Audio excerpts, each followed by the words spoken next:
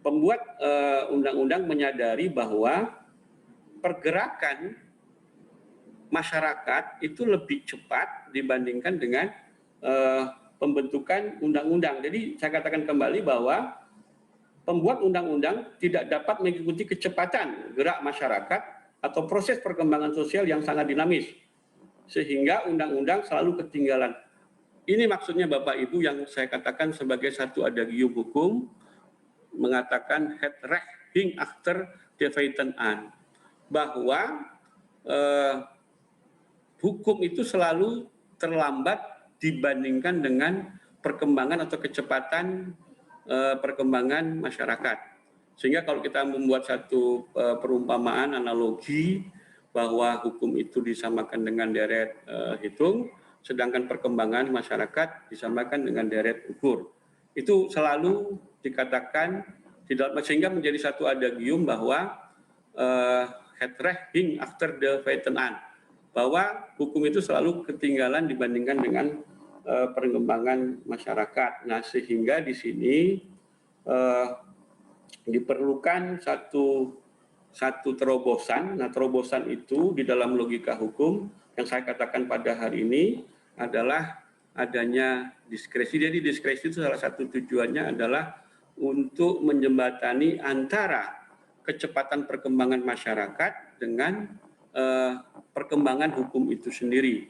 Nah, kalau hukum itu lambat bergeraknya sementara perkembangan masyarakat cepat bergeraknya, tentu akan terjadi kekosongan di dalam hal-hal yang bersifat pengaturan secara normatif. Seperti juga Bapak Ibu ketahui bahwa kalau kita membicarakan peraturan perundang-undangan, khususnya undang-undang, itu selalu kita temukan banyak di dalamnya pasal-pasal yang merupakan belangko kosong.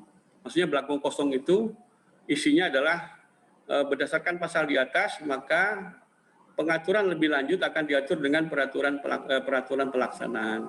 Sehingga kalau kita melihat undang-undang itu selalu terdapat banyak pasal-pasal yang merupakan belangko kosong, karena kita sama ketahui bahwa undang-undang itu hanya mengatur hal-hal yang bersifat umum atau yang pokok saja, sehingga aturan-aturan yang bersifat teknis itu biasanya dilakukan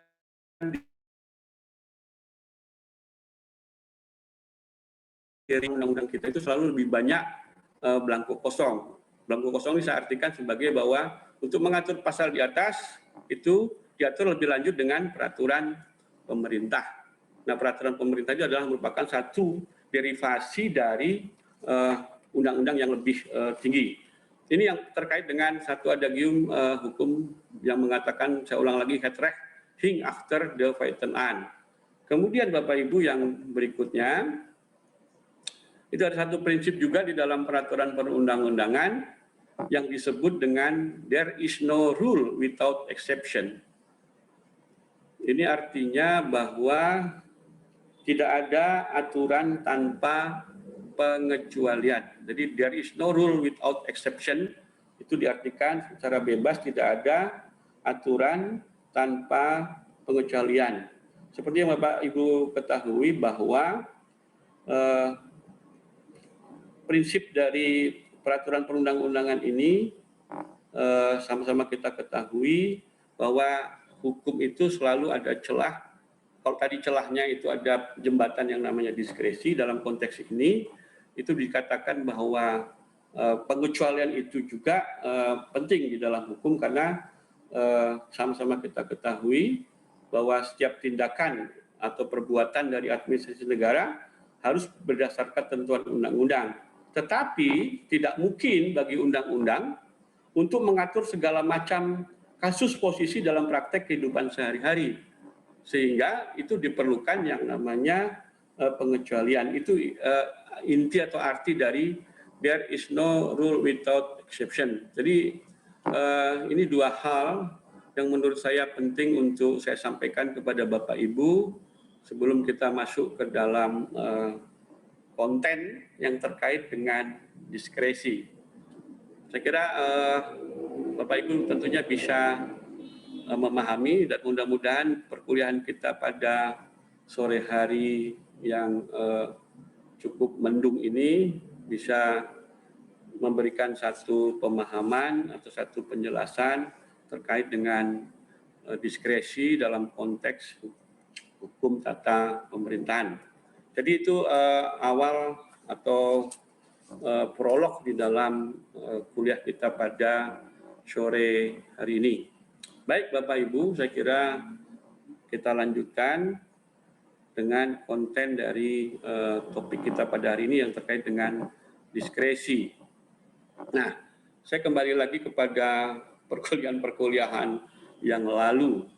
Ini saya kembali lagi dari perkembangan historical dari perjalanan negara hukum seperti yang pernah saya sampaikan kepada Bapak Ibu. Jadi sini saya ulang lagi Bapak Ibu supaya mudah-mudahan Bapak Ibu tidak bosan.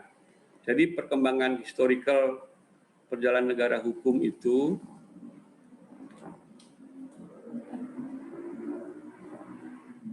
yang dulu bergerak dari negara yang awalnya bercorak Nahuatl dengan prinsip stat ontoding. Saya kira ini sudah berapa kali saya sampaikan.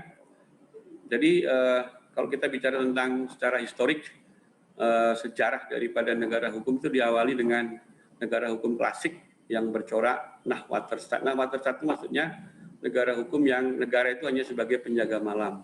Itu prinsipnya Bapak Ibu adalah stat ontoding. Stat ontoding itu maksudnya ada pemisahan antara pemerintah atau negara dengan masyarakat. Jadi masyarakat itu menjalankan semua aktivitasnya, memenuhi kebutuhannya, tetapi untuk perlindungan, menjaga ketentraman ketertiban itu dilindungi oleh pemerintah atau negara. Maka negara pada waktu itu atau Nahuatl awalnya itu menggunakan prinsip stat ontoding. Jadi negara dalam konteks ini hanya sebagai penjaga keamanan saja, tidak ikut campur di dalam pemenuhan kebutuhan hidup masyarakat. Itu yang dimaksud dengan prinsip stat ontoding. Nah, di dalam proses atau pergerakannya, perkembangannya dari negara yang bercorak Nahuatl itu kemudian beralih kepada negara welfare state. Saya kira negara welfare state kita sudah ketahui adalah negara kesejahteraan karena perkembangan masyarakat sangat cepat, kebutuhan masyarakat juga tidak bisa memenuhi kebutuhannya sendiri sehingga masyarakat melakukan yang namanya due kontrak sosial untuk menyerahkan urusan-urusan untuk pemenuhan kebutuhan hidup kepada suatu institusi. Nah, institusi ini adalah pemerintah atau negara, sehingga lahirlah satu negara hukum yang bercorak welfare state. Kalau tadi prinsipnya Nahuatl itu stat ontoding, dalam corak negara hukum welfare state itu prinsipnya adalah stat bomuinis. Nah, stat bomuinis ini bertolak belakang dengan stat ontoding. Stat bomuinis adalah bahwa peran pemerintah atau negara itu sangat aktif. Jadi tidak ada pemisahan. Jadi negara dengan masyarakat itu menjadi satu, sehingga saya katakan dulu bahwa eksistensi pemerintah itu sangat ditentukan dengan eksistensi masyarakat. Ini kalau tidak salah prinsip dari stat bomuinis ini sendiri. Sehingga di sini bahwa negara hukum yang bercorak welfare state dengan prinsip stat bomuinis itu merupakan satu kondisio sine qua non. Jadi memang satu kondisi yang dibutuhkan pada waktu itu seperti pucuk dicinta ulam tiba, karena sama-sama diketahui pada masa itu pemerintah pada waktu itu terjadi krisis ekonomi sehabis Perang Dunia Kedua, terutama pada negara-negara di Eropa. Jadi ini sedikit gambaran kembali saya menceritakan tentang Nahuatl dan welfare state. Nah, kenapa saya memerlukan penjelasan ini? Ini ada kaitannya dengan diskresi. Nah, kemudian kembali lagi dalam paradigma welfare state ini, seperti yang Bapak Ibu ketahui, dulu juga sudah saya sampaikan, tugas daripada negara yang bercirikan welfare state ini adalah melaksanakan atau menyelenggarakan yang namanya Bestuurzorg. Bestuurzorg di sini adalah kesejahteraan umum. Kalau saya membaca buku gibernologinya Prof. Taligi, Bestuurzorg itu diartikan oleh beliau sebagai pelayanan umum.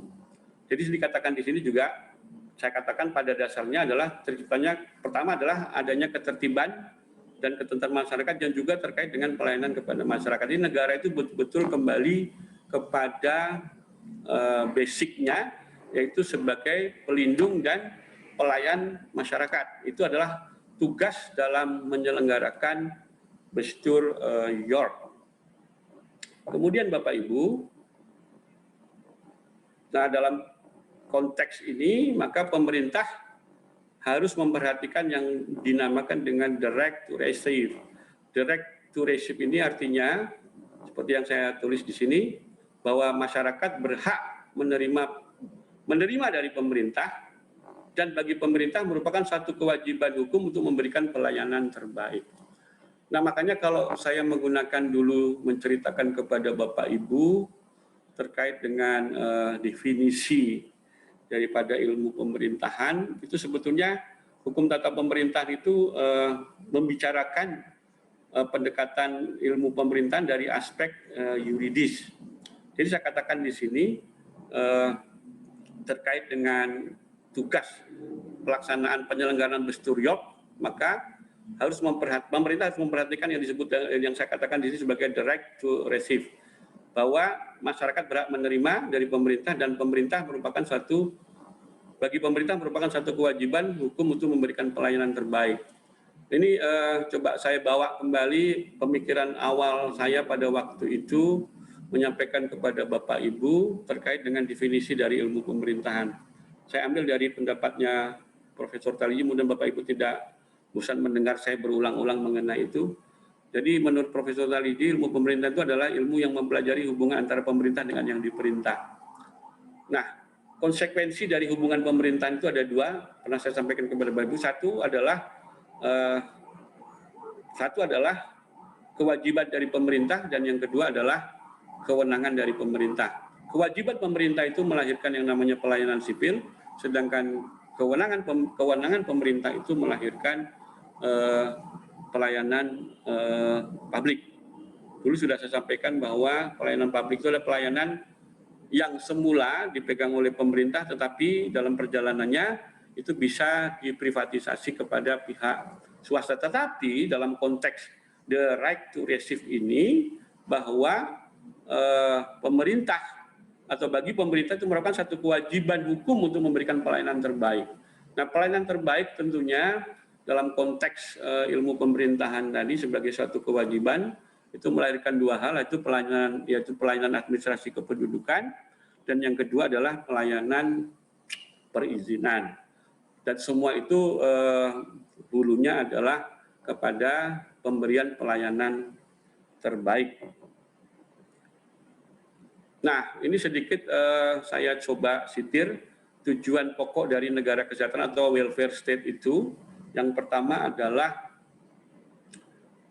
mengontrol dan mendayagunakan sumber daya sosial ekonomi untuk kepentingan publik. Jadi memang Indonesia menganut negara kesejahteraan. Nah, kesejahteraan itu tujuan utamanya adalah mengontrol dan mendayagunakan sumber daya sosial ekonomi untuk kepentingan publik. Jadi publik itu menjadi satu-satunya hal yang paling penting. Kalau tidak ya kita kembali kepada negara Nahdlatul Stat dengan prinsip stat ontoding.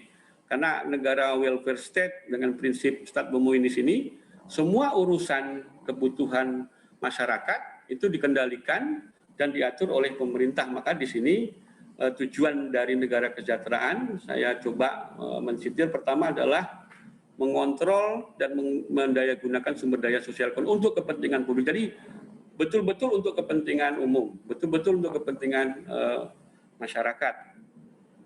Yang kedua, tujuan pokok negara kesejahteraan adalah menjamin distribusi kekayaan secara adil dan merata. Saya kira ini juga harus kita bercermin kembali, apakah negara Indonesia idealnya menganut sebagai negara welfare state sudah menjamin distribusi kekayaan secara adil dan merata.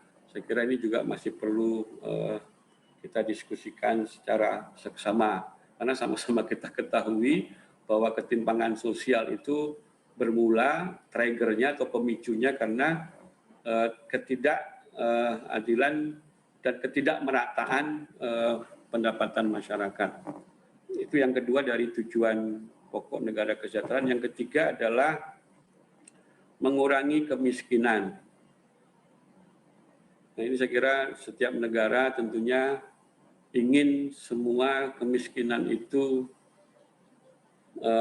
tidak melekat dalam satu negara. Nah, Indonesia saya kira kita sama-sama ketahui dari data dari Badan Pusat Statistik, Indonesia itu selalu masih dikategorikan sebagai negara berkembang, development under country. Saya tidak tahu ciri daripada development under country ini apakah salah satu indikatornya hanya kemiskinan atau ada hal-hal yang lain. Tapi ini sedikit mengusik pemikiran saya, apakah Indonesia itu negara masih dikategorikan sebagai negara miskin atau tidak. Ada dua hal Bapak Ibu yang sering mengusik hati saya. Pertama, hasil dari survei Transparansi Internasional yang mengatakan bahwa Indonesia adalah negara miskin. Saya tidak tahu apakah statement dari hasil survei Transparansi Internasional bahwa Indonesia adalah negara miskin itu hanya fenomena atau itu fakta. Karena bisa saja kalau itu hasil survei berarti itu fakta. Tetapi bagi kita, apakah betul kita negara miskin? Nah, itu saya kira itu masih bisa kita katakan sebagai fenomena. Kenyataannya apa negara Indonesia, bahwa negara Indonesia adalah negara miskin? Itu bisa kita lihat di kota-kota besar, di kota-kota metropolis, itu masih banyak di perempatan-perempatan jalan, secara terorganisasi atau secara sendiri-sendiri, bahkan ada anak-anak yang profesinya dikendalikan orang tuanya atau organisasinya, meminta-minta di perempatan lalu lampu lalu lintas. Saya kira negara kesejahteraan itu salah satunya adalah bagaimana mengurangi angka kemiskinan. Nah, kalau dalam kondisi pandemi COVID ini saya kira tidak hanya negara Indonesia, tapi hampir semua negara juga mengalami hal yang cukup berat, terutama dalam mendongkrak sosial ekonominya. Yang keempat, tujuan pokok dari negara kesejahteraan, ini perlu saya sampaikan kepada Ibu, adalah menyediakan asuransi sosial.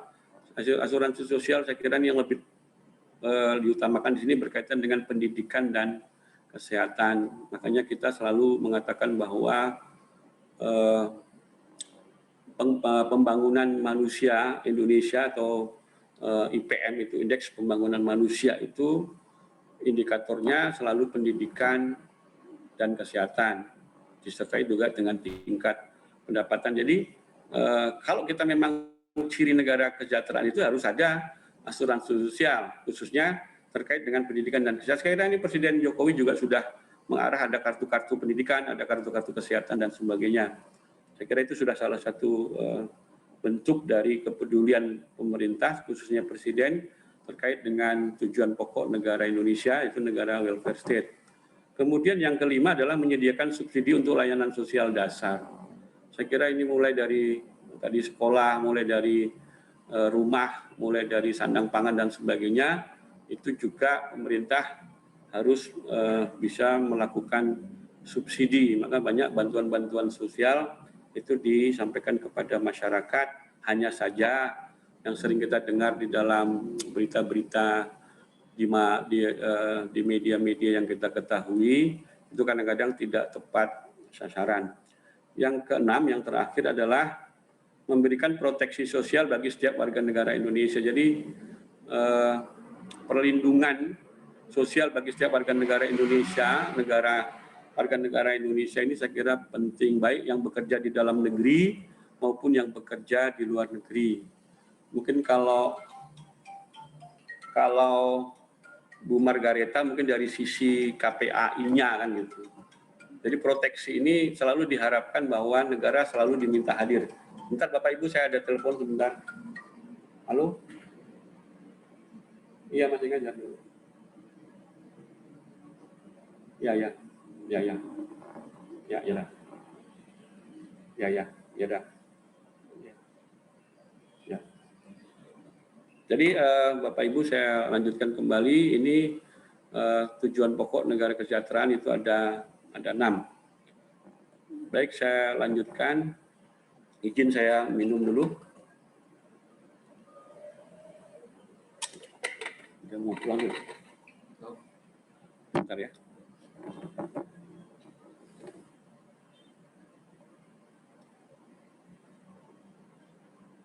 Nah, ini saya katakan tadi bahwa salah satu prinsip dari negara welfare state adalah ada prinsip stat bomuinis. Stat bomuinis seperti yang saya tulis di sini, konsekuensinya adalah di dalam penyelenggaraan pemerintahan, pemerintah harus berperan aktif mencampuri bidang kehidupan sosial ekonomi masyarakat. Ini kalau kita lihat paradigma negara kesejahteraan ini, coba kalau kita persandingkan dengan paradigma governance, seperti yang Bapak Ibu ketahui, tentunya ini sangat bertolak belakang. Paradigma governance itu kan bahwa aktor utama di dalam penyelenggaraan pemerintahan itu kan bukan hanya pemerintah saja, tetapi dibagi kedua pilar yang lain, yaitu masyarakat madani dan pihak swasta. Maka kalau dalam perkembangan paradigma governance itu, sebetulnya itu kembali lagi kepada corak negara hukum Wachterstaat dengan prinsip onthouding itu, bahwa pemerintah tidak ikut campur, tidak semua ikut terlibat di dalam kebutuhan masyarakat. Maka dulu sudah saya sampaikan kepada Bapak Ibu bahwa paradigma governance itu berlaku satu prinsip, kalau tidak salah itu disebut dengan the least government is the best government, bahwa pemerintah yang sangat sedikit mencampuri urusan sosial masyarakat itu adalah pemerintah yang baik. Ini kan perlu diskusi yang lebih intens lagi. Padahal kalau kita negara kesejahteraan, justru pemerintah diharapkan ikut campur di semua kehidupan sosial ekonomi masyarakat. Tetapi dalam paradigma governance, bahwa aktor dalam penyelenggaraan pemerintahan itu tidak hanya pemerintah, tetapi dibagi 3. Nah, perkembangan paradigma governance itu saya kira sudah sedemikian pesat. Cuman Bapak Ibu, kadangkala saya dibenturkan dengan pendapat-pendapat dari teman-teman sarjana atau disiplin administrasi negara, bahwa paradigma governance itu bukan paradigma ilmu pemerintahan, tapi paradigma administrasi negara. Ini yang pernah saya sampaikan kepada Bapak Ibu. Jadi kita jangan membuat dikotomi, atau mereka membuat dikotomi, bahwa ini domainnya administrasi negara, ini domainnya disiplin ilmu pemerintahan, ini domainnya ilmu politik. Karena pernah saya katakan bahwa disiplin ilmu di dunia ini kadangkala tidak bisa memecahkan persoalan dan fenomena-fenomena pemerintahan. Maka sebenarnya sudah sangat baik konseptualisasi dari ilmu pemerintahan yang pernah saya sampaikan kepada Bapak Ibu, bahwa ilmu pemerintahan kadangkala memang tidak bisa menyelesaikan persoalan atau fenomena pemerintahan, maka dia memerlukan ilmu atau disiplin ilmu pendukung. Nah, pernah saya sampaikan itu masuk di dalam konteks Bestuurwetenschappen. Tapi jangan dikatakan bahwa kalau kita bicara tentang good governance, bicara tentang pentahelix, bicara tentang triple helix governance, itu dianggap sebagai domainnya administrasi negara, bukan domainnya ilmu pemerintahan. Nah, saya katakan bahwa berulang-ulang saya katakan kepada provider, penyelenggara atau pengelola pasca sarjana, cobalah membuat semacam kajian apa sebetulnya state of the art ilmu pemerintahan versi Institut Pemerintahan Dalam Negeri, sehingga teman-teman di dalam Institut Pemerintahan Dalam Negeri saja selalu, ini pengalaman saya Bapak Ibu, manakala pada waktu itu sebagai dosen kita diberi kesempatan untuk mengajukan proposal penelitian baik mandiri maupun kelompok. Ternyata topik yang saya ajukan mengenai kolaboratif governance itu dikatakan bukan disiplin ilmu hukum seperti saya, tetapi itu masuk di dalam disiplin ilmu administrasi negara. Saya kira dikotomi di dalam bidang keilmuan ini jangan ditarik garis tegas, tapi antara satu disiplin ilmu dengan disiplin ilmu lain itu saling membantu untuk memecahkan persoalan-persoalan yang dihadapi oleh masyarakat khususnya. Makanya dulu saya tawarkan kepada Bapak Ibu, kalau kita membicarakan ilmu pemerintahan, kalau saya ajukan problem statement-nya itu ada dua. Pertama adalah apakah ilmu pemerintahan itu membicarakan tentang governmental problema atau societal problema. Ini yang saya selalu angkat untuk menjadi sebagai tiang bahwa ilmu pemerintahan itu apakah masalah-masalah yang dibicarakan itu terkait dengan governmental problema atau masalah-masalah yang berkaitan dengan societal problema. Sehingga kalau kita sudah bisa memilih governmental problema, itu dianggap itu administrasi negara karena bicara tentang pemerintah terkait dengan organisasi yang dinamakan pemerintah. Tetapi kalau societal problema itu bisa masuk dalam ranah ilmu pemerintahan, karena kalau kita merujuk kepada pendapat Profesor Talizi bahwa ilmu pemerintahan itu selalu balance antara pemerintah dengan yang diperintah. Jadi kalau tidak membicarakan tentang yang diperintah itu bukan masuk domain ilmu pemerintahan. Ini sedikit saya mengulas yang terkait dengan pengalaman saya sebagai dosen yang mempunyai kewenangan untuk mengajukan proposal penelitian. Nah, tentunya saya katakan tadi bahwa konsekuensi terhadap dengan pemerintahan itu kepada pemerintah dilimpahkan yang namanya besturiok atau public service yang saya katakan tadi. Besturiok itu adalah kesejahteraan umum, tetapi menurut pendapat Prof. Talizi, besturiok itu adalah public service. Nah, sekarang sudah dinormatifkan dalam hukum positif bahwa fungsi hakiki pemerintahan itu tidak hanya public service, tetapi juga di dalam hal-hal yang lain, ada 5. Nah, kembali saya sampaikan kepada Bapak Ibu di sini bahwa supaya servis publik itu dapat dilaksanakan dan mencapai hasil yang maksimal kepada administrasi negara atau pejabat tata usaha negara atau pejabat administrasi negara diberikan suatu kebebasan tertentu untuk bertindak atas inisiatif sendiri menyelesaikan berbagai permasalahan yang membutuhkan penanganan secara cepat, sementara belum dibentuk satu dasar hukum penyelesaiannya. Jadi ini saya kira yang saya kemukakan tadi sehingga menukik kepada hal ini. Jadi supaya atau agar servis publik dapat dilaksanakan dan mencapai hasil maksimal di dalam melaksanakan besturiok atau public service itu dibutuhkan atau kepada administrasi negara diberikan satu kebebasan tertentu untuk bertindak atas inisiatif sendiri guna menyelesaikan berbagai persoalan atau permasalahan yang membutuhkan penanganan secara cepat, sementara belum dibentuk suatu dasar hukum penyelesaiannya. Nah, inilah yang saya katakan tadi, dari besturiok atau public service itu diperlukan adanya satu hak istimewa dari administrasi negara. Nah, hak istimewa tersebut itulah yang disebut dengan diskresi. Jadi dalam hukum tata pemerintahan diberi kewenangan bebas berupa diskresi. Jadi diskresi ini lahir dari prinsip negara kesejahteraan yang tugas utamanya adalah menyelenggarakan besturiok. Saya lanjutkan Bapak Ibu terkait dengan diskresi ini. Nah, di sini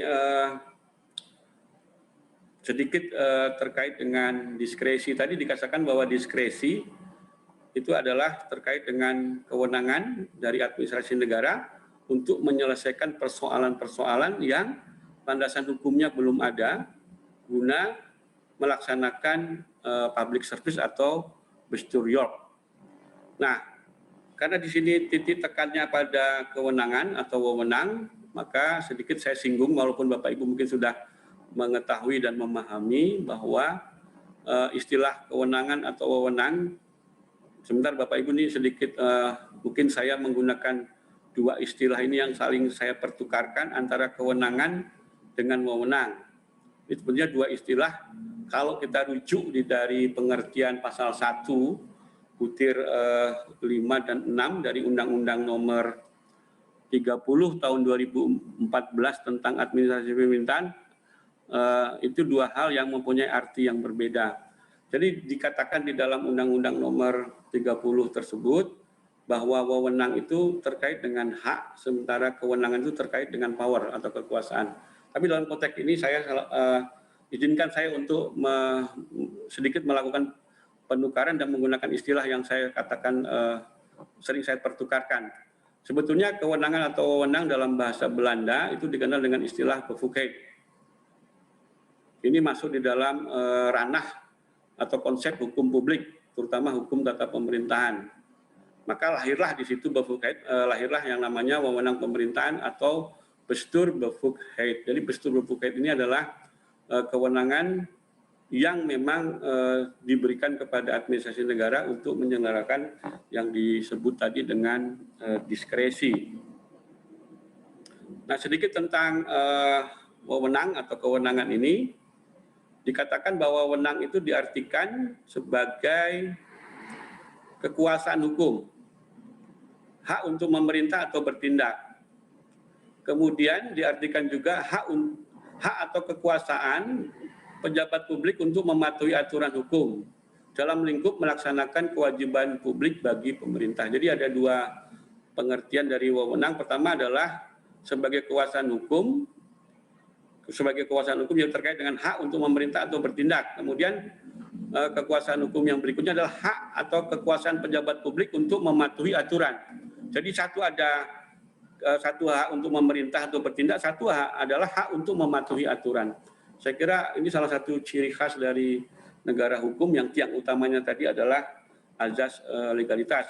Nah, seperti yang Bapak Ibu ketahui bahwa sumber kewenangan atau wewenang pemerintah itu dapat berupa atribusi, delegasi, dan mandat. Saya kira ini hanya saya menyampaikan sekedar pengetahuan saja bahwa wewenang atau kewenangan itu sumbernya ada yang dinamakan atribusi, ada yang dinamakan delegasi, dan ada yang dinamakan mandat. Semua ini ada diatur di dalam Undang-Undang Nomor 30 tahun 2014 tentang administrasi pemerintahan. Ini sedikit saja saya singgung Bapak Ibu. Yang pertama terkait dengan atribusi.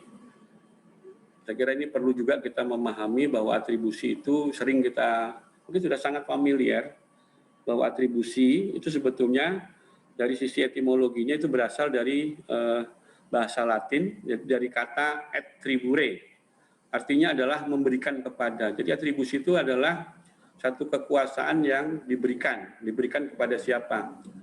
Nah, kewenangan atribusi artinya adalah pemberian kewenangan kepada badan atau pejabat pemerintah yang diatur oleh Undang-Undang Dasar Republik Indonesia tahun 1945 atau oleh undang-undang. Jadi kewenangan atribusi adalah pemberian kewenangan kepada badan atau pejabat pemerintah yang diberikan berdasarkan Undang-Undang Dasar 45 atau berdasarkan undang-undang. Itu adalah kewenangan atributif atau atribusi. Jadi seperti Bapak Ibu kalau menjabat satu jabatan, kebetulan jabatan itu diperintahkan oleh undang-undang, maka Bapak Ibu mempunyai kewenangan secara atributif. Kemudian berikutnya Bapak dan Ibu yang saya hormati, itu tadi terkait dengan atribusi. Yang kedua adalah terkait dengan delegasi yang merupakan sumber kewenangan. Delegasi saya kira juga dari bahasa Latin, itu yang diartikan sebagai delegare, yang artinya adalah melimpahkan. Kalau tadi kan memberikan kepada, atribusi sekarang melimpahkan kepada. Dengan demikian, maka konsep kewenangan delegasi berarti wewenang pelimpahan. Jadi wewenang pelimpahan itu diberikan dari biasanya pejabat atas kepada pejabat yang lebih bawah. Tentunya antara atribusi, delegasi. Kemudian yang ketiga adalah terkait dengan mandat. Jadi sumber kewenangan itu ada tiga, Bapak Ibu. Yang pertama adalah atributif, delegatif, dan mandat. Nah, sekarang saya coba lihat, tadi saya katakan di dalam konteks Undang-Undang Nomor 30 Tahun 2014 tentang administrasi pemerintahan. Jadi delegasi ini diartikan sebagai pelimpahan, jadi melimpahkan kepada kewenangan dari badan dan atau pejabat yang lebih tinggi kepada badan dan atau pejabat pemerintah yang lebih rendah. Tetapi tanggung jawab dan tanggung gugatnya itu beralih kepada yang menerima delegasi. Jadi umpamanya Presiden mendelegasikan kepada menteri, maka delegasi yang diberikan kepada menteri itu menjadi tanggung jawab menteri, baik tanggung jawab maupun tanggung gugat. Sedangkan mandat itu berbeda. Kalau mandat di sini diartikan mengandung makna hanya penugasan, maka pelimpahan bukan pelimpahan kewenangan tapi penugasan. Jadi dikatakan bahwa sebenarnya ini hampir sama mandat dengan delegasi, hanya saja tanggung jawab dan tanggung gugatnya itu tidak kepada yang diberikan delegasi kalau untuk delegasi, tetapi dalam konteks kewenangan mandat itu tanggung jawab dan tanggung gugatnya tetap menjadi tanggung jawab kepada yang memberikan mandat. Saya kira ini hanya pengetahuan sedikit saja ya Bapak Ibu, saya kira sudah cukup memahami. Nah, kembali kepada diskresi. Nah, saya kembali lagi pada diskresi. Di sini dikatakan bahwa diskresi dalam hukum tata pemerintahan. Tentunya untuk memahami sesuatu, untuk mengerti sesuatu, pertama adalah yang harus kita ketahui adalah terkait dengan pengertian berupa definisi. Nah, kalau kita lihat Bapak Ibu, ini saya coba telusuri bahwa istilah diskresi itu kalau kita lihat di dalam perbandingan pada beberapa negara itu dikenal dengan istilah yang bermacam-macam atau yang berbeda-beda. Di sini diskresi di Inggris itu dikatakan sebagai discretionary power. Nah, kemudian kita sering mendengar yang namanya Freie Ermessen, itu dari bahasa Jerman. Kemudian dari bahasa Belanda namanya Vrije Bevoegdheid. Nah, sedikit saya coba menjelaskan di sini. Saya membaca satu tulisan, dikatakan bahwa diskresi atau discretionary itu berbeda pengertiannya dengan Freie Ermessen. Nah, saya kira saya ingin Bapak Ibu coba menelusuri, mendalami apakah memang berbeda pengertian diskresi dengan Freie Ermessen itu. Nah, saya temukan perbedaan ini dalam salah satu tulisan, kalau tidak salah saya lupa siapa penulisnya, tapi dia katakan begini, bahwa diskresi itu adalah kewenangan bebas. Jadi satu kewenangan bebas, tetapi yang diberikan kewenangan bebas yang diberikan kepada badan atau pejabat tata usaha negara atau pejabat administrasi negara, tetapi kondisinya adalah kondisi normal. Kondisi normal. Sedangkan Freie Ermessen itu dalam kondisi negara atau pemerintah tidak normal atau kondisinya tidak normal. Tetap kebebasan untuk mengambil suatu keputusan, tetapi dalam kondisi yang berbeda, bukan kondisi normal. Nah, Freie Ermessen itu selalu dikaitkan dengan yang namanya force majeure. Dalam kondisi negara, katakanlah ada musibah, ada musibah terkait dengan kondisi alam dan sebagainya, maka itulah disebut dengan Freie Ermessen. Kalau ada force majeure, tapi kalau tidak ada force majeure itu disebut dengan diskresi. Jadi ini hanya sebagai perbandingan saja bahwa antara diskresi menurut beberapa ahli itu berbeda pemahamannya dengan Freie Ermessen. Jadi Freie Ermessen itu lebih kepada kondisi force majeure, dengan diskresi itu tidak dalam kondisi force majeure tapi dalam kondisi normal, walaupun nanti dikatakan di situ bahwa ada syarat-syarat khusus penggunaan kewenangan diskresi. Bapak Ibu, saya lanjutkan pengertian dari diskresi, karena tak kenal maka tak sayang, walaupun kita sudah sering mendengar kata-kata diskresi. Jadi di sini menurut Kamus Hukum, diskresi itu berarti kebebasan mengambil keputusan dalam setiap situasi yang dihadapi menurut pendapatnya sendiri. Ini saya kira pengertian yang sangat umum, makanya diambil dari Kamus Hukum. Kemudian pengertian atau definisi dari diskresi juga bisa kita lihat secara lebih jelas di dalam Undang-Undang Nomor 30 Tahun 2014. Jadi di sini saya tulis menurut ius ini kurang S-nya, constitutum. Jadi constitutum itu biasanya ada dua, ius constitutum dan ada ius constituendum. Jadi kalau ius constituendum itu adalah satu hukum yang masih dicita-citakan. Sedangkan ius constitutum adalah hukum yang ada sekarang. Nah, karena kalau dulu dalam RUU, Undang-Undang Administrasi Pemerintahan itu bisa dikatakan sebagai ius constituendum. Tetapi kalau RUU itu sudah menjadi undang-undang, maka dikatakan sebagai ius constitutum. Nah, ius constitutum di sini adalah Undang-Undang Nomor 30 Tahun 2014 tentang administrasi pemerintahan. Di sini dijelaskan pengertian tentang diskresi di dalam pasal 1 butir 9. Nah, dalam pasal 1 butir 9 didefinisikan bahwa diskresi adalah keputusan atau tindakan. Nah, kalau saya bicara tentang tindakan, tentunya Bapak Ibu ingat yang saya sebut dulu dengan Bestuurshandelingen. Bestuurshandelingen ada dua, yaitu Wettelijkshandelingen dan Rechtshandelingen.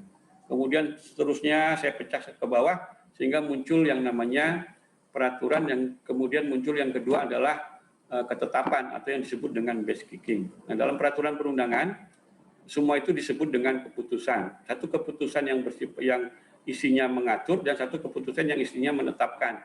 Kalau satu keputusan yang isinya berupa pengaturan itu namanya peraturan.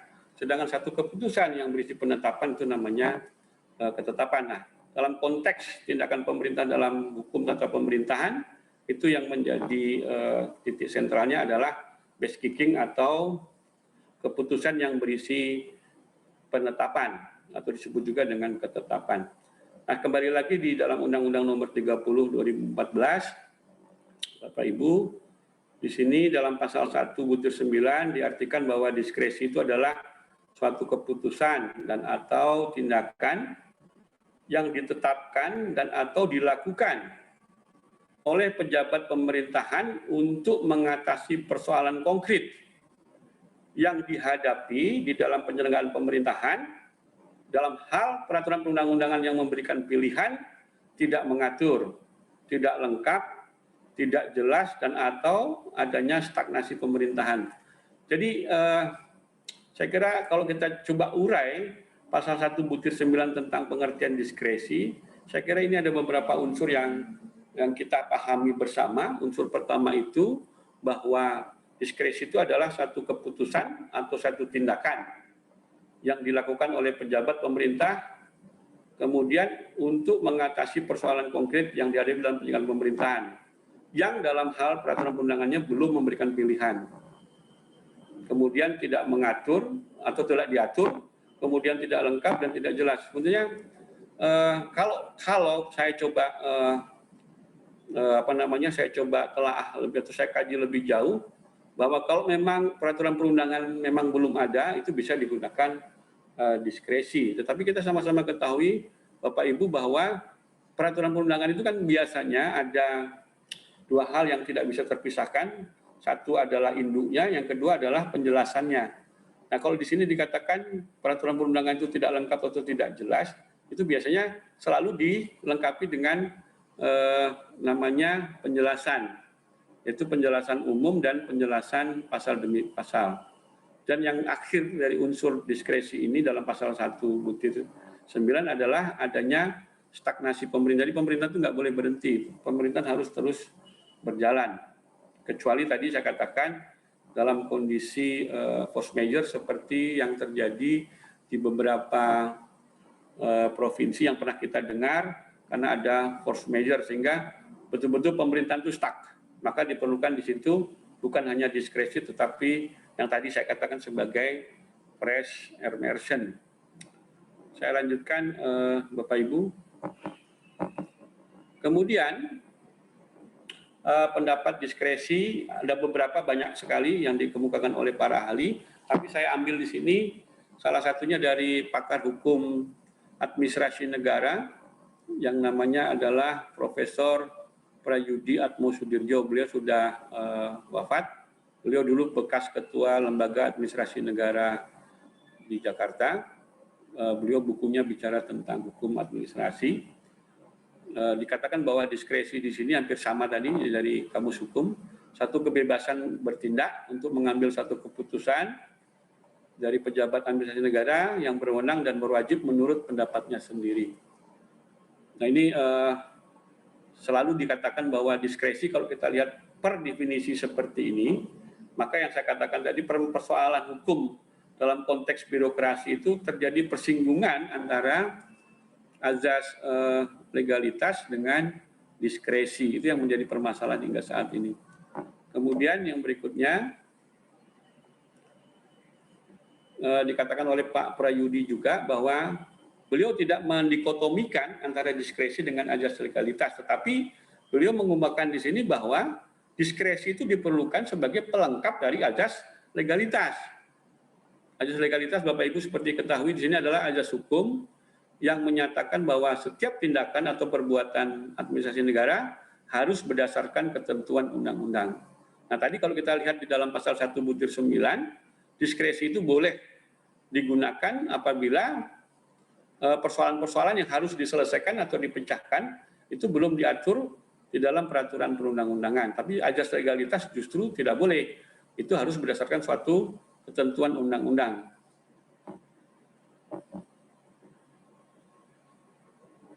Nah, terkait dengan diskresi, kalau kita coba bedah yang secara normatif di dalam Undang-Undang Nomor 30 tahun 2014 tentang administrasi pemerintahan itu diantaranya, saya minta nanti Bapak Ibu coba buka-buka Undang-Undang Nomor 30 2014 tentang administrasi pemerintahan. Di sini disebutkan yang penting saya tekankan di sini adalah menurut undang-undang tersebut bahwa diskresi hanya dapat dilakukan oleh pejabat pemerintahan yang berwenang. Itu diatur di dalam pasal 22 ayat 1. Bahwa diskresi itu boleh dilakukan oleh pejabat pemerintahan yang berwenang. Tadi saya katakan yang berwenang, itu tentunya mereka baik secara atributif maupun secara delegatif diberi kewenangan sebagai pejabat pemerintahan yang bisa mengambil suatu keputusan. Itu inti dari diskresi di dalam pasal 22 ayat 1.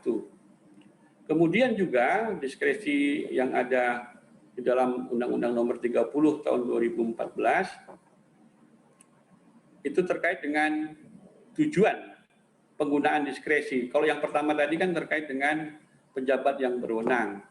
Nah ternyata diskresi itu penggunaannya harus memenuhi tujuan-tujuan tertentu.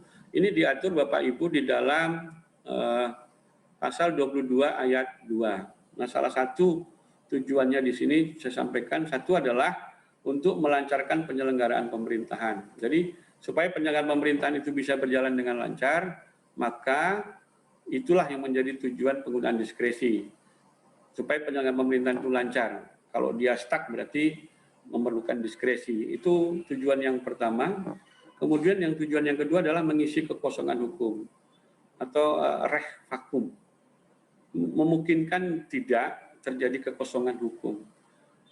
Saya kira di dalam perjalanan pemerintahan Indonesia mungkin jarang kita dengar terjadi kekosongan hukum. Sangat-sangat jarang kita dengar ada kekosongan atau disebut dalam bahasa Belanda namanya reh vakum.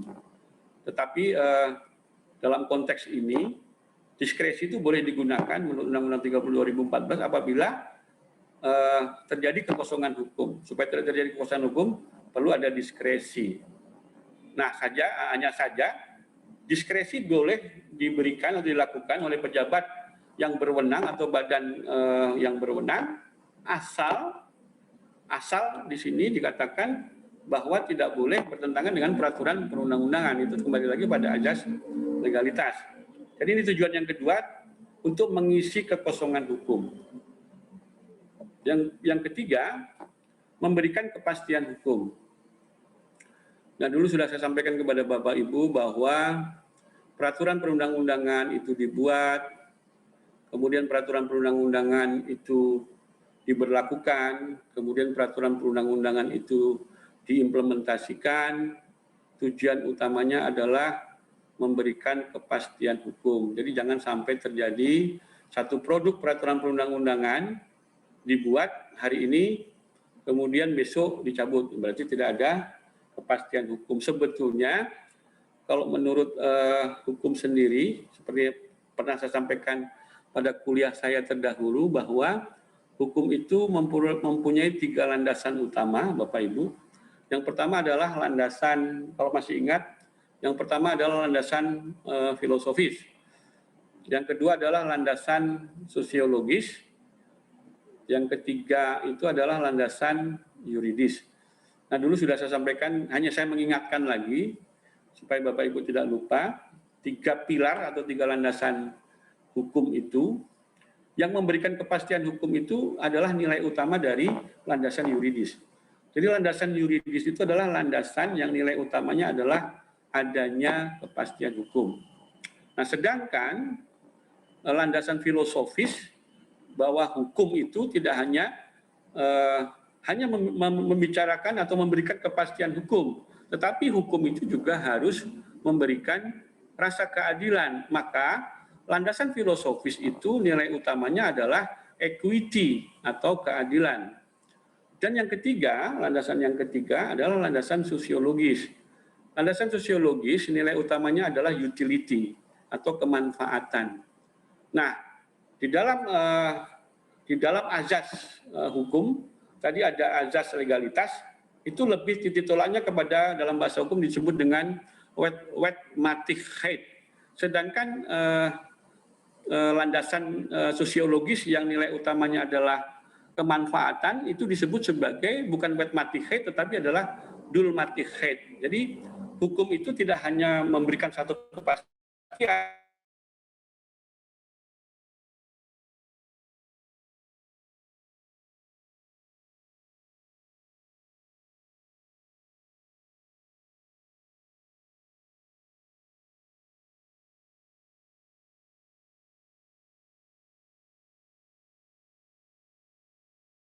pasal 1/9 adalah mengatasi stagnasi pemerintahan dalam keadaan tertentu guna kemanfaatan dan kepentingan umum. Jadi tujuannya itu adalah ada guna manfaat, ada untuk kepentingan umum, sehingga jangan sampai kepentingan umum itu terganggu gara-gara kita tidak bisa memberikan pelayanan karena aparat yang memberikan pelayanan mengatakan, Pak, saya tidak bisa memberikan pelayanan, Bu, saya tidak bisa memberikan pelayanan karena peraturan perundangannya belum ada.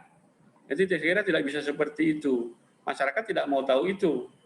Kalau masyarakat meminta pelayanan, provider yang memberikan pelayanan harus bisa memberikan pelayanan yang baik. Jadi jangan sampai terjadi stagnasi pemerintahan bahwa ada jawaban, Bu, itu bukan tugas saya. Bu, Pak, itu belum bisa saya sampaikan kepada Bapak Ibu karena peraturannya belum ada, jadi saya belum bisa menyelesaikan. Nah, itu salah satu tujuan penggunaan diskresi di sini dikatakan adalah untuk mengatasi stagnasi pemerintahan dalam keadaan tertentu sehingga tidak terhambatnya kemanfaatan dan kepentingan umum. Saya lanjutkan kembali.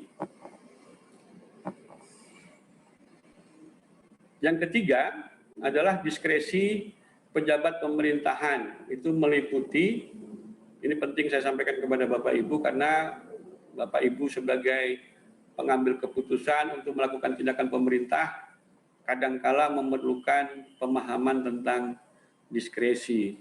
Jadi jangan sampai terjadi satu sisi kita diberi peluang menurut Undang-Undang Nomor 30 tahun 2014, tapi di sisi lain justru diskresi itu digunakan untuk atau menjadi penyalahgunaan kewenangan.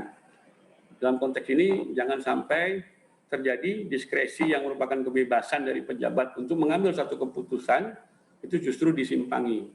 Sehingga dalam konteks-konteks tertentu kita sudah banyak undang-undang yang mengatur tentang tindak pidana dari pejabat administrasi negara, khususnya terkait dengan penyalahgunaan kekuasaan, terkait dengan penyalahgunaan kewenangan, seperti yang diatur di dalam Undang-Undang Nomor 30 tahun 1999 tentang tindak pidana korupsi, yang kemudian diubah dengan Undang-Undang Nomor 20 tahun 2001. Itu dikatakan bahwa penyalahgunaan dari pejabat administrasi negara untuk memperkaya diri sendiri sehingga merugikan keuangan dan perekonomian negara itu masuk dalam kategori tindak pidana khusus atau tindak pidana korupsi. Nah ini kadangkala penyalahgunaan kewenangan, penyalahgunaan kekuasaan, abus de droit, détournement de pouvoir. Mungkin Bapak Ibu menyimak beberapa kasus-kasus kepala daerah yang terlibat, kasus-kasus yang menyangkut diskresi. Jadi kalau tidak salah dari pengamatan saya itu di beberapa daerah, saya katakan di sini ada kepala daerah, dalam hal ini adalah bupati, itu di Kabupaten Cirebon, kemudian di Kabupaten Klaten, di Kabupaten Nganjuk, di Kabupaten Kudus, kemudian Kabupaten Jombang. Itu kepala daerahnya melakukan penyalahgunaan wewenang di dalam pengisian jabatan struktural. Nah, pengisian jabatan struktural itu kan tentunya sudah ada aturan. Tetapi di situ disimpangi oleh bupati bahwa hasil dari pemilihan pejabat struktural itu ternyata ada upeti atau ada suap sehingga pejabat tersebut memperoleh tempat walaupun mungkin tidak sesuai dengan kriteria, walaupun kita tidak pernah dengar ada yang namanya open bidding. Jadi penyalahgunaan kekuasaan, penyalahgunaan kewenangan yang saya lihat dari beberapa kasus yang dilakukan oleh kepala daerah itu jangan diartikan sebagai diskresi, kebebasan dia mengambil satu keputusan untuk menetapkan pejabat struktural, tapi ujungnya adalah mereka menerima upeti, menerima suap. Itu tidak boleh. Jadi diskresi ini betul-betul seperti yang dikatakan tadi sesuai dengan tujuan digunakannya diskresi. Nah, yang ketiga ini Bapak Ibu adalah diskresi yang terkait dengan pejabat pemerintahan, meliputi yang pertama adalah pengambilan keputusan dan atau tindakan berdasarkan ketentuan peraturan undang yang memberikan suatu pilihan keputusan dan atau tindakan.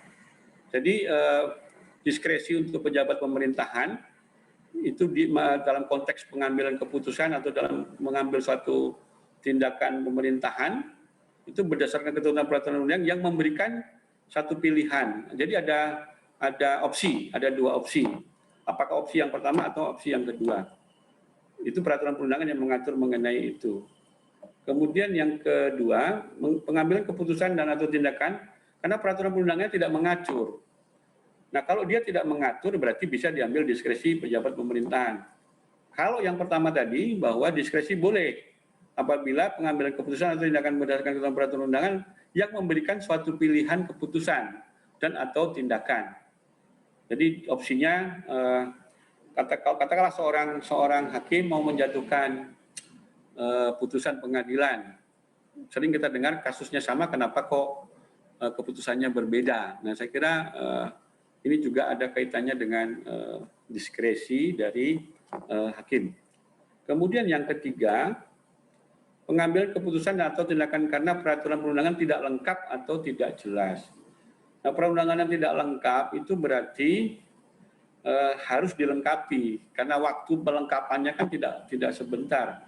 Bapak Ibu sama ketahui bahwa untuk membuat satu produk peraturan perundangan itu biasanya memakan biaya besar, memakan waktu yang lama, dan sering terjadi hal-hal yang bersifat negatif.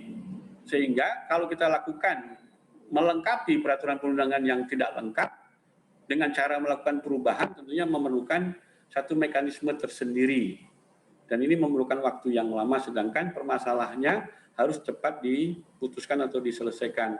Kemudian di sini juga yang di C, pengambilan keputusan atau tindakan karena peraturan undangan tidak jelas. Nah, kalau tidak jelas itu berarti perlu penjelasan. Tadi sudah saya katakan kepada Bapak Ibu bahwa biasanya setiap peraturan perundangan itu selalu ada satu paket, selain induknya juga ada penjelasannya. Nah, kalau tidak jelas juga berarti sangat berbeda, tidak jelas itu dengan multitafsir. Nah, takutnya orang menafsirkan materi-materi pasal-pasal dalam peraturan perundang-undangan itu tidak jelas di sini. Katakanlah tidak jelas seperti ini umpamanya. Menurut peraturan perundang bahwa setiap orang berhak untuk membayar pajak. Nah, kalau saya tanyakan kepada Bapak Ibu, apakah saya katakan tadi peraturan itu klausul dalam satu peraturan bahwa setiap warga negara Indonesia berhak membayar pajak. Apakah itu tidak jelas? Apakah itu jelas atau tidak jelas?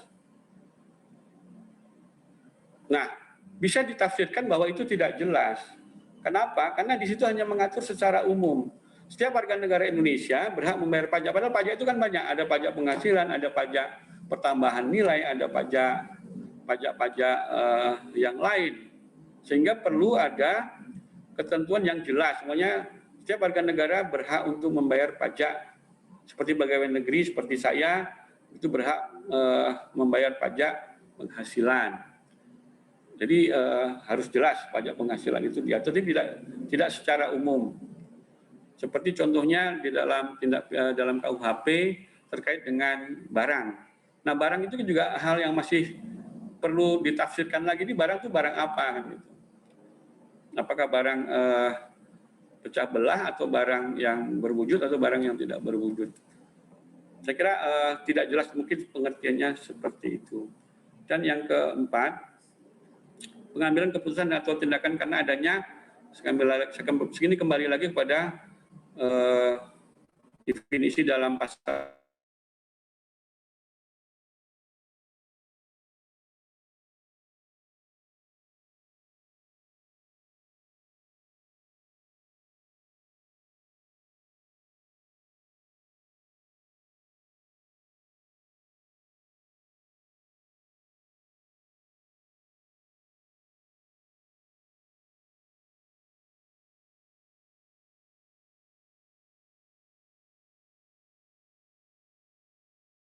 kita salah mengambil kewenangan diskresi, itu ternyata ada akibat hukumnya. Jadi akibat hukum diskresi itu ada 3 kategori Bapak Ibu dalam terkait dengan penggunaan diskresi. Yang pertama terkait dengan penggunaan diskresi dikategorikan sebagai melampaui kewenangan. Jadi ini ada kategorisasi dari penggunaan diskresi. Saya sampaikan kepada Bapak Ibu bahwa akibat diskresi ada 3 kategori. Saya ulangi kembali. Yang pertama adalah penggunaan diskresi yang dikategorikan sebagai melampaui. Itu yang pertama. Kemudian yang kedua,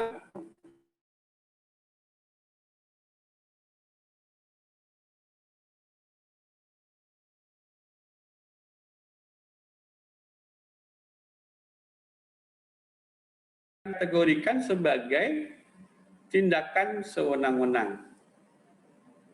Jadi tadi saya sampaikan kepada Bapak Ibu, di satu sisi diskresi itu diperlukan, tentunya dengan tujuan tertentu. Tetapi diskresi apabila disalahgunakan terkait dengan kewenangan yang diberikan oleh pejabat atau badan administrasi negara, itu tentunya mempunyai konsekuensi akibat hukum. Nah, dalam konteks akibat hukum diskresi, ini dikatakan ada 3 kategori. Yang pertama adalah penggunaan diskresi dikategorikan sebagai melampaui wewenang. Apa sebetulnya pengertian melampaui wewenang? Apakah sama dengan mencampur adukan kewenangan? Apakah sama juga dengan tindakan sewenang-wenang. Nah, ini semua Bapak Ibu bisa kita telusuri, kita peroleh penjelasannya di dalam pasal 30. Itu khusus untuk penggunaan diskresi dalam kategori melampaui wewenang. Nah, melampaui wewenang di sini dikatakan melampaui wewenang apabila pejabat administrasi negara itu melampaui batas waktu berlakunya wewenang. Jadi umpamanya saya sebagai katakanlah sekarang sebagai alhamdulillah saya diberikan tugas tambahan, saya contohkan saja ya Bapak Ibu, sebagai pengelola IPDN Kampus Jakarta. Nah, surat keputusan pengangkatan saya itu di bulan Februari tahun 2020 sampai sekarang. Nah, ternyata di bulan saya ulangi, di bulan Desember 2020 saya tidak lagi memegang jabatan sebagai pengelola IPDN Kampus Jakarta. Jadi saya dalam konteks ini saya tidak bisa menggunakan diskresi karena saya sudah tidak lagi menjabat sebagai pengelola IPDN Kampus Jakarta. Itu dikatakan sebagai bertindak melampaui batas waktu berlakunya wewenang yang diberikan oleh ketentuan peraturan perundang-undangan. Jadi kalau kita sudah tidak menjabat, kita membuat satu diskresi tentunya itu tidak boleh. Itu yang dikatakan sebagai melampaui wewenang. Yang kedua, melampaui wewenang itu apabila bertindak melampaui batas wilayah berlakunya. Contohnya seorang bupati, katakanlah bupati Karawang, kemudian dia membuat diskresi, tapi dilakukan di wilayah Bekasi. Jadi wilayah berlakunya yang bersangkutan itu masuk di dalam kategori penggunaan diskresi yang melampaui wewenang. Jadi melampaui wewenang itu ada dua. Satu karena batas waktu berlakunya wewenang. Kedua terkait dengan batas wilayah berlakunya. Jadi batas wilayah, kalau itu bukan wilayah kita tidak bisa melakukan penggunaan diskresi karena ini wilayah orang lain. Jadi itu yang dikategorikan sebagai melampaui wewenang. Akibat hukumnya apa? Apabila kita dikategorikan sebagai melampaui wewenang. Di sini akibat hukumnya adalah bahwa penggunaan diskresi tersebut menjadi tidak sah. Tidak sah ini dalam konteks hukum tata pemerintahan bisa dikatakan sebagai batal demi hukum atau tidak sah. Jadi tidak sah itu berarti tidak sesuai dengan peraturan perundangan. Jadi batal demi hukum. Kalau batal demi hukum itu artinya Bapak Ibu bahwa untuk pembatalannya itu langsung. Jadi tidak perlu lagi memintakan pembatalan. Batal demi hukum berarti otomatis bahwa penggunaan diskresi itu tersebut tidak sah. Jadi tidak sah itu bisa dikatakan sebagai batal demi hukum. Jadi akibatnya itu tidak ada. Akibatnya batal demi hukum ya berarti sudah tidak bisa diberlakukan. Jadi dalam konteks hukum tata pemerintahan itu ada 3 istilah. Pertama adalah batal demi hukum, kemudian ada istilah dapat dibatalkan, dan yang ketiga adalah batal. Jadi ada 3 istilah itu selalu kita ingat kepada bahwa ini masuk di dalam akibat hukum dalam konteks hukum tata pemerintahan. Kemudian akibat hukum diskresi yang kedua itu terkait dengan penggunaan diskresi dikategorikan mencampur adukkan kewenangan. Jadi penggunaan diskresi dikategorikan mencampurkan aduk kewenangan ini artinya bahwa penggunaan diskresi itu tidak sesuai dengan tujuan wewenang yang diberikan. Nah, tujuan wewenang yang diberikan tadi sudah diatur di dalam pasal 22 ayat 2. Saya kira Bapak Ibu bisa melihat kembali pasal 22 ayat 2 itu salah satunya adalah yang terkait dengan tujuan dari pemberian diskresi adalah untuk melancarkan penyelenggaraan pemerintahan. Jadi mencampur adukan kewenangan itu tujuan diskresinya adalah untuk melancarkan penyelenggaraan pemerintahan, dia bukan untuk melancarkan penyelenggaraan pemerintahan. Kemudian tujuannya adalah mengisi kekosongan hukum, dia ternyata tidak mengisi kekosongan hukum. Itu dikategorikan sebagai mencampur adukan kewenangan sebagaimana yang dituangkan di dalam tujuan dari digunakannya diskresi. Jadi saya ulangi lagi, mencampur adukan kewenangan itu diartikan menurut pasal 31 Undang-Undang Nomor 30 tahun 2014 adalah menggunakan diskresi tidak sesuai dengan tujuan wewenang yang diberikan. Jadi kalau tujuan wewenang yang diberikan itu tidak sesuai, itu dikatakan sebagai mencampur adukan kewenangan. Kemudian yang ketiga adalah penggunaan diskresi yang dikategorikan sebagai tindakan sewenang-wenang. Tindakan sewenang-wenang ini diatur dalam pasal 32 Undang-Undang Nomor 30 tahun 2014 tentang administrasi. Dikatakan bahwa penggunaan diskresi dikategorikan sebagai tindakan sewenang-wenang itu adalah sebagai tindakan apabila dikeluarkan oleh pejabat yang tidak berwenang. Jadi kalau pejabat yang tidak berwenang mengeluarkan diskresi itu dikatakan sebagai tindakan sewenang-wenang karena dia tidak diberikan kewenangan. Dia tidak diberikan kewenangan itu baik secara atributif, baik secara delegatif maupun mandat. Tapi kalau mandat tadi kan kita diberikan mandat tapi tanggung jawab dan tanggung gugatnya tetap kepada yang memberikan penugasan. Jadi saya kembalikan lagi bahwa diskresi ini terkait dengan kewenangan. Tadi sudah saya sampaikan kepada Bapak Ibu bahwa kalau kita membicarakan kewenangan, itu juga sudah jelas sumber kewenangan itu ada 3, ada atributif, ada delegatif, dan ada mandat. Jadi sedikit ini kaitannya dengan akibat hukum diskresi. Jadi saya kira Bapak Ibu sudah mulai atau memang sudah mengetahui, sudah memahami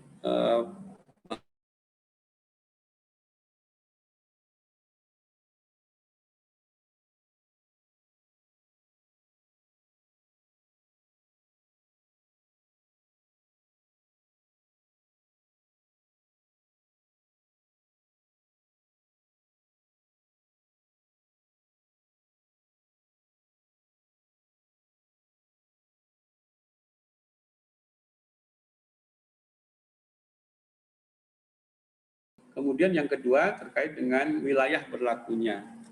Nah, wilayah berlakunya itu juga tadi sudah saya sampaikan, kalau kita sebagai Bupati Kerawang ya jangan kita membuat satu kebijakan di kabupaten lain. Itu dikatakan sebagai melampaui wewenang. Contohnya juga umpamanya melampaui wewenang ini adalah yang paling mudah. Bupati, gubernur, menteri tidak boleh mengeluarkan mata uang. Nah, mata uang itu hanya diberikan kewenangannya kepada presiden. Nah, itu memang bukan kewenangan kita, tapi kita itu dikatakan sebagai melampaui kewenangan. Jadi menetapkan mata uang itu adalah kewenangan presiden. Bupati, gubernur tidak boleh. Jadi ini dikatakan sebagai melampaui kewenangan. Saya ulangi lagi, mencampur adukan kewenangan itu dikatakan apabila tidak sesuai dengan tujuan diberikan diskresi tersebut. Ini sudah diatur di dalam pasal 22 ayat 2.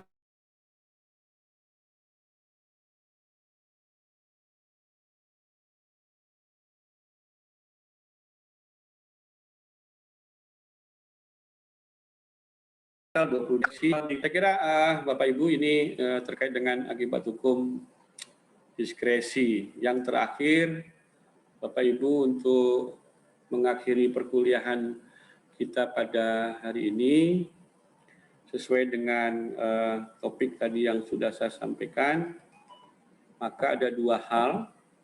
Yang pertama, bahwa di dalam penyelenggaraan pemerintahan itu dibutuhkan atau diperlukan adanya diskresi, khususnya dalam konteks hukum tata pemerintahan. Nah, intinya tadi dikatakan adalah untuk menyelesaikan persoalan-persoalan yang sudah digariskan di dalam pasal 22 ayat 2. Nah, pasal 22 ayat 2 tadi saya ulangi lagi, mungkin sudah dicatat atau tidak dicatat, saya ingatkan. Pertama adalah melancarkan penyelenggaraan pemerintahan. Jadi penyelenggaraan pemerintahan itu tidak boleh tersendat. Maka diskresi diperlukan untuk itu. Tapi jangan sampai diskresi itu justru disalahgunakan. Penyalahgunaan diskresi itu sudah diatur di dalam pasal tadi 30, 31 dan 32. Satu adalah berkaitan dengan saya sampaikan kepada Bapak Ibu, saya sampaikan tadi adalah terkait dengan melampaui wewenang, terkait dengan mencampur adukan wewenang, dan terkait dengan tindakan sewenang-wenang.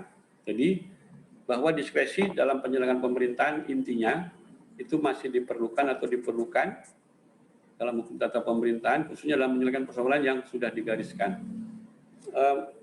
Pasal 22 ayat 2 dikatakan juga tujuan yang kedua adalah mengisi kekosongan hukum. Nah, kita memang jarang mendengar istilah reh vakum tadi yang saya katakan, bahwa reh vakum itu saya kira jarang sekali terjadi, kecuali di dalam konteks putusan hakim. Itu kadang-kadang memang ada hal-hal yang belum diatur. Padahal jurisprudensi juga tidak ada. Maka dikatakan tadi bahwa diskresi yang awal saya sampaikan kepada Bapak Ibu terkait dengan bahwa hukum itu kadangkala perkembangannya lebih lambat dari perkembangan masyarakat. Maka dikatakan bahwa diskresi itu merupakan lahir dari yang saya katakan tadi sebagai aliran dari reh-finding. Reh-finding itu adalah penemuan hukum. Nah, biasanya penemuan hukum di Indonesia itu menganut sistem hukum Anglo-Saxon dalam konteks putusan hakim. Maka dikatakan bahwa seluruh hakim bisa membuat satu aturan. Jadi bisa menemukan hukum. Itu arti penting dari mengisi kekosongan hukum. Yang ketiga tujuannya adalah memberikan kepastian hukum. Saya ulang lagi bahwa kesimpulannya diskresi itu diperlukan dengan tujuan yang digariskan dalam Undang-Undang Nomor 30 Tahun 2012 Pasal 22 Ayat 2. Di sini memberikan kepastian hukum. Tadi saya jelaskan sedikit bahwa landasan hukum itu tidak hanya kepastian hukum, tapi juga ada rasa keadilan dan juga ada nilai kemanfaatan. Jadi itu maksud dari tujuan hukum. Tujuan hukum yang keempat, tujuan diskresi yang keempat adalah mengatasi stagnasi pemerintahan dalam keadaan tertentu sehingga kepentingan umum tidak tersendat. Jadi ini inti bahwa diskresi itu diperlukan. Tapi sering saya katakan bahwa jangan sampai diskresi itu disalahgunakan sehingga masuk di dalam kategori yang tiga tadi diatur dalam pasal 30, pasal 31, pasal 32. Nah, kemudian yang kedua kesimpulannya bahwa reformulasi diskresi di dalam penataan hukum tata pemerintahan itu sangat diperlukan. Jadi di sini saya katakan meskipun telah ada kesepakatan secara teoritis bahwa pada dasarnya diskresi itu tidak bisa sembarangan dipakai. Itu di dalam pasal 24 Undang-Undang tentang administrasi pemerintahan. Nah, pasal 24 tadi dikatakan bahwa ada 5. Pertama adalah tidak sesuai dengan tujuan, kemudian tidak bertentangan dengan ketentuan peraturan perundangan itu boleh dilakukan diskresi. Kemudian yang ketiga, reformulasi diskresi itu di dalam pasal 24 saya bacakan Bapak Ibu di sini. Yang pertama adalah bahwa pejabat pemerintahan yang menggunakan diskresi harus memenuhi syarat. Nah, syarat terkait dengan diskresi itu yang pertama adalah bahwa penggunaan diskresi harus sesuai dengan tujuan. Kemudian tidak boleh bertentangan dengan ketentuan peraturan perundang-undangan. Ini kembali lagi kepada azas legalitas. Yang ketiga, sesuai dengan azas umum pemerintahan yang baik. Nah, kalau kita membicarakan azas umum pemerintahan yang baik, itu sudah saya sampaikan 3 minggu yang lalu. Hanya saja azas umum pemerintahan yang baik karena sifatnya abstrak itu perlu diformulasikan ke dalam hukum positif. Nah, tentunya kita sudah ketahui, Bapak Ibu sudah mengetahui bahwa azas umum pemerintahan yang baik itu sudah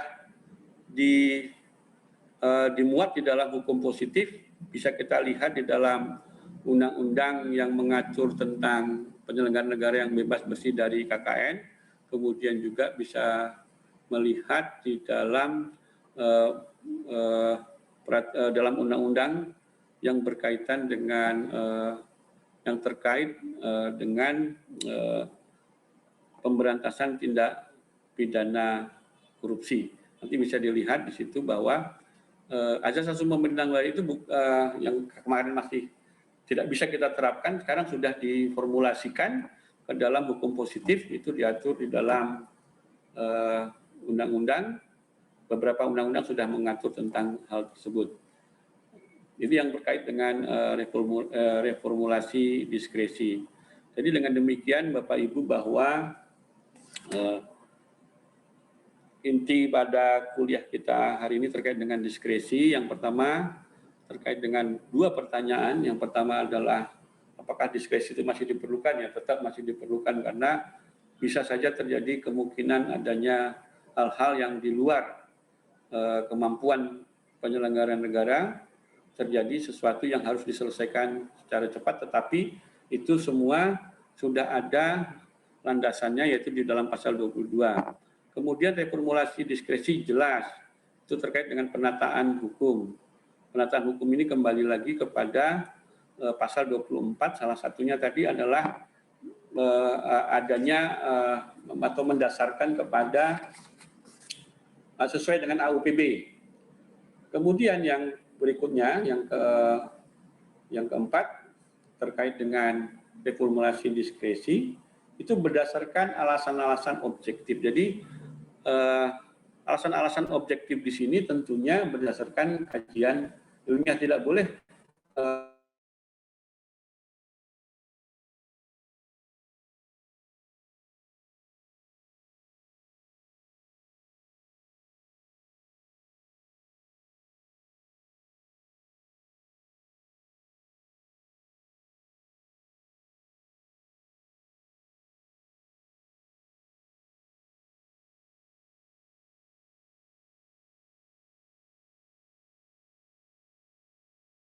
tetap harus dilakukan secara terus-menerus karena kepada perkembangan hukum. Sehingga hukum juga harus menyesuaikan dengan perkembangan masyarakat. Jadi jangan hanya mendasarkan kepada diskresi. Diskresi itu perlu memang, tetapi tidak boleh digunakan sembarangan. Saya kira ini inti dari kuliah kita, Bapak Ibu. Mudah-mudahan kuliah pada sore hari ini, Bapak Ibu yang hadir secara virtual bisa menerima suara saya dengan baik, bisa memahami inti atau materi atau konten kuliah kita pada hari ini, bisa membawa satu pengetahuan terkait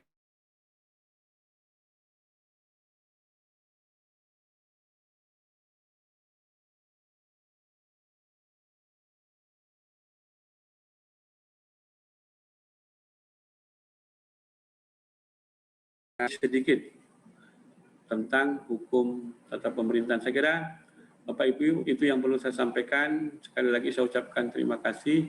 Sekarang waktunya sudah pukul 6 sore. Saya minta kepada pengurus kelas. Saya tidak Siap, tahu Prof. Pengurus kelasnya Pak siapa? Iwan, Prof. Iya, ketuanya saya, Prof. Pak Iwan. Iwan, Prof. Ya baik Pak Iwan. Iya, Prof. Betul, Prof. Baik, saya mohon diinformasikan kepada teman-teman yang kebetulan berhalangan hadir pada hari ini karena kesibukan untuk bisa Siap, Prof. mentransfer apa yang saya sampaikan pada hari ini. Nah, karena kita masih ada keterbatasan terkait dengan tatap muka, ya kita syukuri saja bahwa perkuliahan kita secara daring ini bisa diterima dengan baik. Karena tadi saya informasikan kepada Bapak Ibu bahwa pencegahan COVID-19 ini memang sampai sekarang perkembangannya sangat mengecewakan dan melelahkan kita. Jadi termasuk kami di IPDN Kampus Jakarta ini, kita baru-baru ini kami kehilangan 2 kolega, 2 teman. 1 minggu berturut-turut ada 2 kami kehilangan kolega dosen, yang kebetulan 1 memang sakit, saya tidak tahu apakah sakit, mungkin sakit karena hal lain, tapi 1 lagi 1 minggu yang lalu, tepatnya hari Sabtu meninggalnya, belum sampai 1 minggu, itu memang terkonfirmasi positif. Nah, itu kebetulan ibu dosen, jadi kami kehilangan, sehingga mungkin sampai perkuliahan terakhir pun kita masih menggunakan daring, karena kita belum tahu kecenderungan penanganan COVID-19 ini, walaupun insya Allah tanggal 13 itu akan dilakukan penyuntikan vaksin pertama di pemerintah pusat. Kalau tidak salah saya kemarin ikut rapatnya, itu dilakukan oleh Presiden Jokowi. Kemudian tanggal 14-15 itu diteruskan kepada pejabat daerah penyuntikan vaksin. Walaupun kita sama ketahui bahwa vaksin itu bukan panacea, maksudnya panacea di sini bukan obat mujarab untuk memberantas COVID, karena paling tidak itu bisa mengurangi penyebaran COVID apabila sudah tersedia vaksin, sehingga tanggal 13, 14, 15 itu dilakukan vaksinasi kepada pejabat pemerintah pusat maupun pejabat di pemerintahan daerah. Nah, kapan kita ya tentunya nanti kita menunggu giliran.